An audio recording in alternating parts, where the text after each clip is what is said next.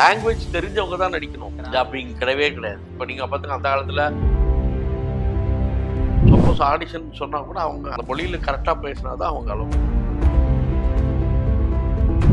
80s அப்புறம் தான் first வந்து செட்டில் எல்லாமே வெளியில வீட்டில் போய் ஷூட் பண்ணது பாலச்சந்திரன் சார் தான்.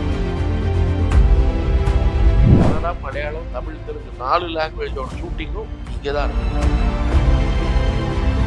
1ஆம் நம்பர் பிரிண்ட்லேருந்து 5வது 6ஆம் நம்பர் பிரிண்ட் வந்து திருநெல்வேலி, கன்னியாகுமரி அப்படி தான் அனுப்புவாங்க. ஏன்னா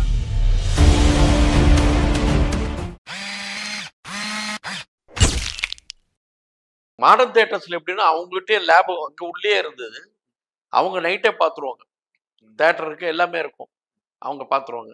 இதுதான் சிஸ்டம். அப்போ எல்லாருக்கும் லாங்குவேஜ் தெரிஞ்சவங்க தான் நடிக்கணும். அப்போ வேற அந்த டப்பிங் கிடையவே கிடையாது. இப்போ நீங்க பார்த்துங்க அந்த காலத்துல ரங்கராவ் அவர் தெலுங்கு பேசுவார், தமிழும் பேசுவார். நாகையா தெலுங்கு பேசுவார், தமிழும் பேசுவார். ஸோ இன்ஃபேக்ட் வந்து நாகேஸ்வராவ், என்டி ராமராவ்லாம் கூட ஆக்ட் பண்ணியிருக்காங்க. சாவித்திரி அம்மா, அதுக்கப்புறம் வந்து பார்த்தீங்கன்னா பத்மினி அம்மா, இவங்க எல்லாருமே வேற லாங்குவேஜில் உள்ளவங்க தான். ஆனால் எல்லாருக்குமே தமிழ் தெரியும். அவங்க எந்த லாங்குவேஜில் ஆக்ட் பண்ணாலும் அத்தனையும் அவங்களுக்கு அத்துப்படி. வாணிஸ்ரீ எடுத்துக்கோங்க, அவங்களும் அப்படிதான். அவங்களும் வந்து தெலுங்கு, எல்லாம் தெலுங்காரம். இன்னும் சொல்லப்போனால் அதிகமாக பார்த்தீங்கன்னா அதர் லாங்குவேஜ் ஆர்டிஸ்ட் தான் நம்ம இதில் இருந்திருக்காங்க. தமிழ்னு பார்த்தா ரொம்ப விஜயகுமார் அம்மா, அதுக்கப்புறம் வந்து நடிகர் திரு சொல்வாரு எஸ்.எஸ். ராஜேந்திரன், இந்த மாதிரி ஒரு ஒரு 4-5 பேர் தான் அப்போ இருந்திருக்காங்க. மற்றவங்க எல்லாமே அதர் லாங்குவேஜ்காரங்க. இருந்தாலும் அவங்க எல்லாருமே நாம் தெரிஞ்ச மொழி தெரிஞ்சிருக்கணும். அது அவங்க சப்போஸ் ஆடிஷன் சொன்னா கூட அவங்க அவங்க அந்த மொழியில கரெக்டா பேசினா தான் அவங்க அலோவ் பண்ணுவாங்க. ஏன்னா வந்து டப்பிங் கிடையாது. அந்த மாதிரி வந்து பார்த்தீங்கன்னா வந்து சவுண்டுலாம் வந்து டைரக்டர்லாம் ரெக்கார்டிங்னா லைவ் தான் உங்களுக்கு. இல்லை மொழி தெரிஞ்சவங்க தான் ஆக்ட் பண்ண முடியும். ப்ளஸ் பார்த்தீங்கன்னா முடிஞ்ச வரைக்கும் அந்த சீன் நடக்கும்போது எல்லா ஆர்டிஸ்ட்டுமே உள்ளே தான் இருப்பாங்க அந்த சீன் முடிகிற வரைக்கும். அதுக்கப்புறம் தான் அந்த லைட்டிங் பண்ண டயத்தில் தான் இருப்பாங்க. இது இல்லாமல் உங்களுக்கு வந்து ஒரு பெரிய ஒரு அரண்மனை மாதிரி செட்டோ இல்லை பெரிய ஒரு பணக்கார வீட்டு செட்டெல்லாம் போட்டாங்கன்னு வச்சுக்கோங்க. அதுக்கு வந்து என்ன பண்ணுவாங்கன்னா, ஒரு 2 ஃப்ளோர் வச்சிருப்பாங்க. அவங்க ஒரு ஒரு 2 வீடு மாரி அங்க போட்டுப்பாங்க. ஓ அதுக்கு வந்து வெயிட்டிங் கால் ஷீட்டுன்னு ஒண்ணு உண்டு, அந்த செட்டு போடுறதுக்கு.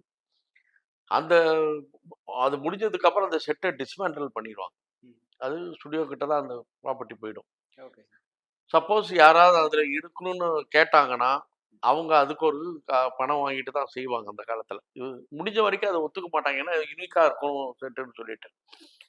இப்படிதான் வந்து முறைகள் இருந்தது. அப்போ மிச்சல் கேமரால தான் ஷூட் பண்ணாங்க. எப்பாவது வந்து அவுட்டோர் போறாங்க. ஏதோ ஒரு பாட்டுக்காக போறாங்க. அப்போ கூட மிச்சல்ல ஷூட் பண்ணுவாங்க.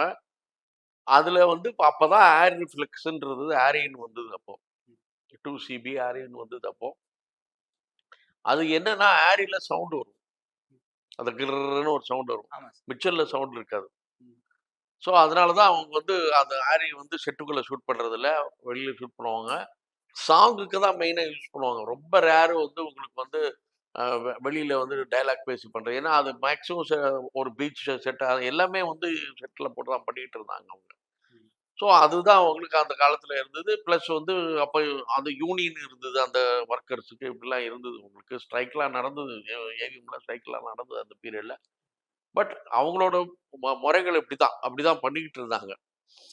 அ இப்போ அதுக்கப்புறம் பார்த்தீங்கன்னா, அதுக்கு அடுத்த பீரியட் எடுத்துட்டீங்கன்னா, ஒரு 75, 80ஸ்க்கு அப்புறம் தான் ஃபர்ஸ்ட்டு வந்து செட்ல இல்லாம, வெளியில வீட்டு வீட்ல போய் ஷூட் பண்ணது பாலச்சந்தர் சார் தான். அபூர்வங்கள் படத்துல தான் ஃபர்ஸ்ட் அவர் யூஸ் பண்ணாரு.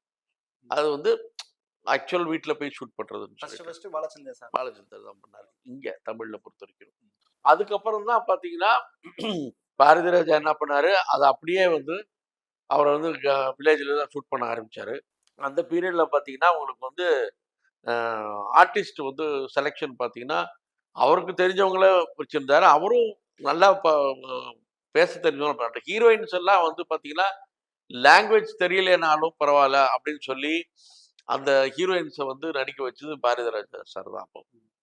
லாங்குவேஜ் தெரியாதவங்களுக்கு கூட நடிக்க வச்சுட்டு, அதுக்கப்புறம் அவங்களுக்கு வந்து பேச வச்சாரு. பேச வச்சுட்டு அதுக்கப்புறம் டப்பிங் பேசுற மாரி, டப்பிங் ஆர்டிஸ்ட் அப்படின்றதெல்லாம் வரும். அந்த காலத்துல வந்து டப்பிங் ஆர்டிஸ்ட் எதுக்கு இருந்தாங்கன்னா, இப்போ தெலுங்குலேருந்து ஒரு படம் அங்க ஹிட் ஆயிருக்கும். அது தமிழ்ல இங்க ரிலீஸ் பண்ணுவாங்க. அந்த படத்த வந்து தமிழ்ல டப் பண்ணுவாங்க. தெலுங்கு படத்த தமிழ்ல டப் பண்ணுவாங்க. மலையாள படத்த தெலுங்குல டப் கன்னட படத்த டப் பண்ணுவாங்க. அதுக்கு தான் டப்பிங் ஆர்டிஸ்ட்டே இருந்தாங்க அப்போ. அவங்களோட இதே அப்படிதான். அதே மாரி 4 லாங்குவேஜும் இங்க தான் இருந்தது. கன்னடா, மலையாளம், தமிழ், தெலுங்கு 4 லாங்குவேஜோட ஷூட்டிங்கும் இங்க தான் இருந்தது. இங்க ஸ்டுடியோல ஆமா, ஆமா. நம்ம சென்னையில தான் நடந்தது. ஸோ அதனால தான் பார்த்தீங்கன்னா, வந்து ராஜ்குமார் அவங்க ஃபேமிலி தெலுங்குல எடுத்துட்டீங்கன்னா அத்தன பேருமே இப்ப இப்ப இந்த அல்லு அர்ஜுன் முதற்கொண்டு எல்லாருமே வந்து இங்க படிச்சவங்க தான். நாகார்ஜுன இங்க படிச்சவர் தான். எல்லாருக்கும் தமிழ் தெரியும். ஏன்னா இங்க தான் வளர்ந்தாங்க, இங்க தான் பொறந்திருக்காங்க, இங்க தான் வளர்ந்துருக்காங்க. அவங்க இங்க தான் படிச்சாங்க.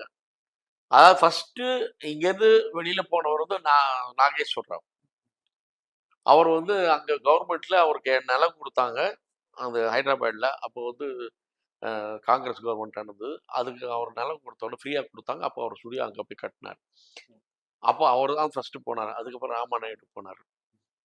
அப்புறம் தான் ஒருத்தர போய் கடைசியா போனது தான் சிரஞ்சீவி.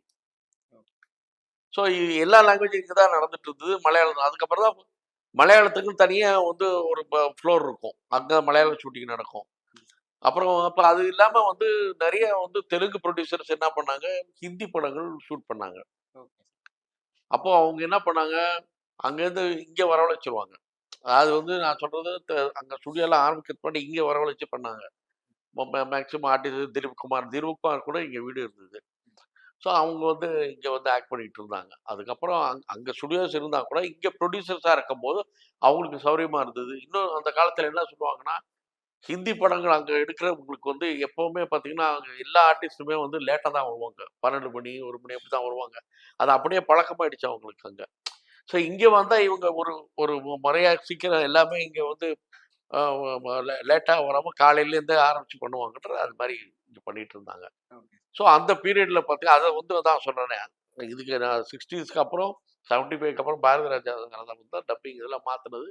அப்பவும் ஃபிலிம்ல தான் போயிட்டு இருந்தது. டிஜிட்டல் வரல அப்போ. ஃபிலிம் தான் போயிட்டு இருந்தது. டிஜிட்டல் வந்து இப்போ ஒரு ஒரு 6, 7 இயர்ஸ்க்குள்ள தான் வந்திருக்கும் உங்களுக்கு.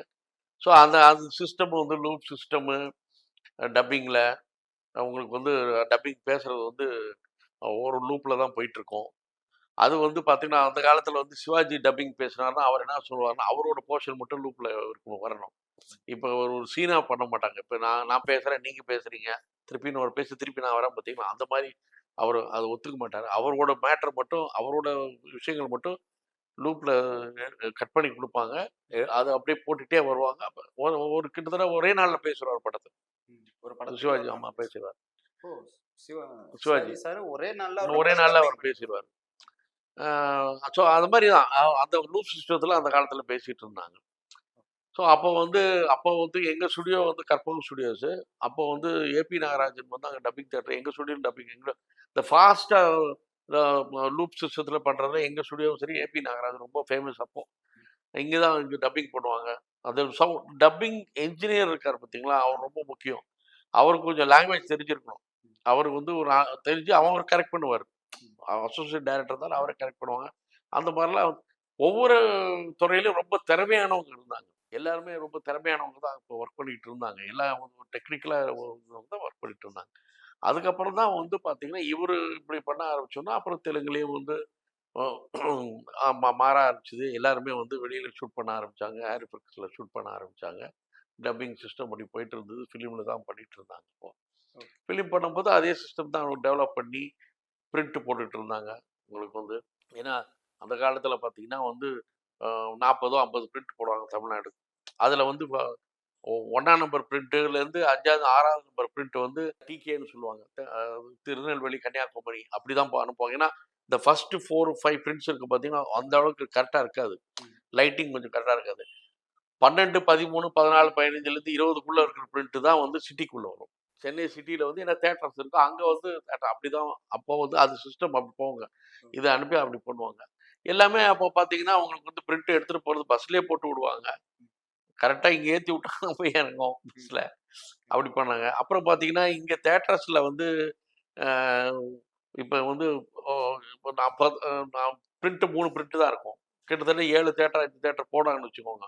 ஃபர்ஸ்ட் ரீலிங்க போட்டாங்கன்னா, அவங்களுக்கு ஒரு 10 நிமிஷம் லேட் ஆக ஆரம்பிப்பாங்க. டக்குனு ஷண்டிங் மாரி இந்த 2வது ரீல தூக்கி அங்க அனுப்புவாங்க. அப்படிதான் அந்த ரிலே சிஸ்டத்துல வந்து 3 தியேட்டர் தான். ஆனா வந்து 3 பிரிண்ட் தான். ஆனா வந்து கிட்டத்தட்ட 7, 8 தியேட்டர்ல வந்து அந்த பண்ணோம். அப்போ 3 ஷோஸ் தான் இருந்தது. நான் ஒன்லி சாட்டர்டே, சண்டே எல்லாம் ஒரு ஷோ எக்ஸ்ட்ரா வரும். அப்படிதான் பண்ணிட்டு இருந்தேன். இதான் சிஸ்டம் அப்படி இருந்தது. அதுக்கப்புறம் டிஜிட்டல் மாறுனதுக்கப்புறம் உங்களுக்கு பார்த்தீங்கன்னா, இன்னைக்கு வந்து எல்லாமே வந்து வேற லெவல்ல போயிடுச்சு. அப்போ உங்களுக்கு வந்து பார்த்தீங்கன்னா, மானிட்டர் இல்லாம யாரும் எடுக்கிறது இல்ல. எல்லா எல்லாமே இருக்குது. சிஸ்டம் வச்சு தான் எல்லாம் பண்றாங்க. வாக்கி டாக்கி வச்சிருக்காங்க. அந்த காலத்துல யாருக்குமே வாக்கி டாக்கிலாம் எதுவும் கிடையாது. உங்களுக்கு வந்து அசிஸ்டன்ட் டைரக்டர், அசோசியேட் டைரக்டர்லாம் வந்து டைரக்டர்ட்ட இப்ப கலந்து பேசுவாங்க. பக்காவே எல்லாம் இருக்கும். இப்ப என்னன்னா எல்லாமே வாக்கி டாக்கில பேசிக்கிறாங்க. மானிட்டர் செக் பண்றாங்க. பிளஸ் வந்து அப்போ டபுள் ஆக்ஷன்லாம் பண்ணும்போது வந்து மாஸ்க் பண்ணி எடுப்பாங்க. ஃபிலிம்ல வந்து மாஸ்க் சிஸ்டம். அது வந்து அந்த லைட்டிங் தான் கரெக்ட்டா இருக்கும். நீங்க அந்த காலத்துக்கு வந்து பார்த்தீங்கன்னா, அபூர்வ சகோதரிலேருந்து, எங்க வீட்டு பிள்ளையிலேருந்து நெறைய படங்கள் டபுள் ஆக்ஷன் பண்ணியிருக்காங்க. ராஜாதி ராஜா ரஜினி படங்கள் எல்லாம் பண்ணியிருக்காங்க. அப்போ வந்து அந்த மாஸ்க் ஷாட்ல எடுக்கிறதுக்குன்னு கேமராமேன் ஸ்பெஷலா இருப்பாங்க. அதில இவரு பாபு சார், கேமராமேன் பாபு ரொம்ப ரொம்ப ஸ்பீடா பண்ணுவார். ரொம்ப பிரமாதம் பண்ணுவார் அதில. ஸோ இவங்கலாம் அந்த அந்த அவங்க வந்து அந்த வழியில வந்தவங்க. ஸோ அந்த மாரி மாஸ்க் அப்ப ஃபிலிம். இப்போ வந்து பார்த்தீங்கன்னா, டிஜிட்டல்ல உங்களுக்கு வந்து ரொம்ப ஈஸியா கம்ப்யூட்டர்ல பண்ணிட்டு போறாங்க.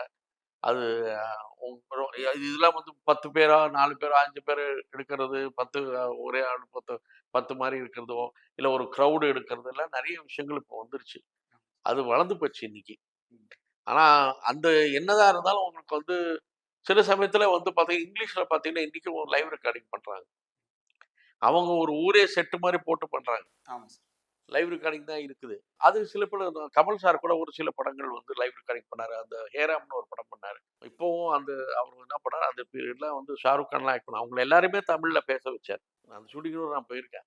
அங்க ஆமா, நேர்ல. ஆமா, ஆமாமா. ஓ! ஷாருக் கான் அதுல ஆக்ட் பண்ணாரு அதுல. ம். ஆனா அவரையும் தமிழ் பேச வச்சாரு. அதுக்கு குடுத்து முன்னாடி குடுத்து அது மாரி எல்லா மத்த லாங்குவேஜ் ஆளுங்களுக்கும் தமிழ் பேச வச்சு ரிகல்சல் பண்ண வச்சு பண்ணாரு. அது வந்து லைவ் ரெக்கார்டிங். ஏன்னா டப்பிங் கிடையாது. இப்ப கூட நான் ரீசென்ட்டா வந்து லண்டன்ல போய் ஒரு படம் பண்ணேன். மாதவன் சார் படம். போன டிசம்பர்ல பண்ணேன். திருச்சிற்றம்பலம் படம் வந்தது இல்லையா? ஆமா சார். ஆமா. அப்புறம் யாரடி நீ பண்ணார்ல உங்களுக்கு வந்து விக்ரன் ஜவஹர் சார். அவர் ஆமா தான் sir. Director. Madhavan sir hero. Madonna Sebastian தான் ஹீரோயின் அதுல. நான் வந்து ஹீரோயின் ஃபாதர் பண்ணேன். ஆமா. அது ஃபுல்லா லைவ் லைவ் ரெக்கார்டிங். வந்து டப்பிங்கு டப்பிங்லாம் கிடையாது. லைவ் லைவ் எடு ரெக்கார்டிங். அவங்க ஸ்பெஷலா வந்து பாம்பேலேருந்து எக்யூப்மென்ட் வர வச்சு அங்க எல்லாருக்கும் மைக் இது மாரி குடுத்து பக்காவா பண்ணாங்களா. அதனால வந்து அதே மாரி பழைய சிஸ்டம் மாரி முன்னாடி வந்து ஷூ ஷூட் பண்றதுக்கு முன்னாடி ரிஹர்சல் மாரி பண்ணிட்டு பண்ணோம் அது. Super sir. ஸோ அது வந்து இது சில பேர் பண்றாங்க அது. காரணம் வந்து அந்த முதல்ல பேசும்போது உள்ள உணர்வுகள் அது கரெக்ட்டா இருக்கலாம். முடிஞ்ச வரைக்கும் லாங்குவேஜ் தெரிஞ்ச ஆளு தான் பண்ணியிருக்காங்க. அதுல ஏதாவது தப்பு நடந்தா லைட்டா வந்து வெளியில பேசலாம். பட் ஆனா வந்து அது அது ரொம்ப அருமையா இருக்கும். லைவ் ரெக்கார்டிங்ன்றது அது இங்கிலீஷ்லயும் ஃபாலோ பண்றாங்க. இன்னைக்கும் இருக்குது. ம். கொஞ்சம் சிரமங்கள் இருக்கு. ஏன்னா நெறைய அதுக்கு தகுந்தாப்புல உங்களுக்கு வந்து வீட பார்க்கணும். வெளியில சவுண்ட் வரக்கூடாது. அந்த மாரி நெறைய விஷயங்கள் இருக்கு. ஆர்ட் டைரக்டர் முதற்கொண்டு அவங்க செலக்ட் பண்ணுவாங்க. ம். அந்த மாரி விஷயங்கள் இருக்கு இப்போ. ஓ! இப்போ நீங்க வந்து சப்போஸ் வந்து உங்களுக்கு பேக்கிரவுண்ட் மாத்தனாலும் மாத்திட்டு போலாம். சட்டை மாத்தனாலும் மாத்திரலாம். ஆமா சார். நெறைய விஷயங்கள் இருக்குல்ல. ம். உங்களுக்கு ஈவன் ஃபேஸ்ல வந்து பார்த்தீங்கன்னா, இப்போ இப்போ இப்போ ரீசென்ட்டா உங்களுக்கு வந்து இப்போ கோட் படம் வந்தது. அதில பார்த்தீங்கன்னா, அந்த யங் விஜய் அதையே கொண்டாந்தாங்கல்ல. ஆமா சார். அது மாரி பார்த்தீங்கன்னா, உங்களுக்கு வந்து சிவாஜி படத்தில வந்து அந்த அப்ப அப்ப ரஜினி மாரி கொண்டாந்தாங்க. அது வெள்ளைக்காரன் ஒருத்தர எடுத்து அவரோட அந்த போர்ஷன் ரெண்டரிங் பண்ணாங்க. அது ரெண்டரிங் பண்றதுக்கே 3, 4 மாசம் ஆச்சு. 3, 4 மாசம். 3 மந்த்ஸ் 3 டூ 4 மந்த்ஸ் ரெண்டரிங் பண்ணி, ஏன்னா அந்த டோன் வர்றதுக்கு. ஸோ அது விட இப்ப குயிக்கா வர அளவுக்குலாம் இப்ப வந்துருச்சு இப்ப. இப்ப லேட்டஸ்ட்டா ஏஐ வந்திருக்கு இப்போ. அது இன்னும் வேற வேற லெவல்ல இருக்கு. இன்னைக்கு எல்லா இதுலயும் வந்துருச்சு உங்களுக்கு. விஞ்ஞான வளர்ச்சி அதிகமா இருக்கு. ஆனா என்னதான் இருந்தாலும், அந்த பழைய முறைப்படிகள் அது அது அது இருந்தா கூட அத நம்ம இப்ப கடைபிடிச்சோம்னா எல்லாருக்கும் அது அது ஒரு ஒரு டிசிப்ளின் இருக்கும். உண்மையிலே நெறைய விஷயங்கள் நீங்க சொன்னீங்க. அதுவும் அந்த காலத்துல சினிமாலாம் நாங்க இவ்வளோ விஷயங்கள் இருக்குமான்னு கூட தெரியல. ஆமா. இன்னைக்கு ஈஸியா எடுத்துட்டோம்.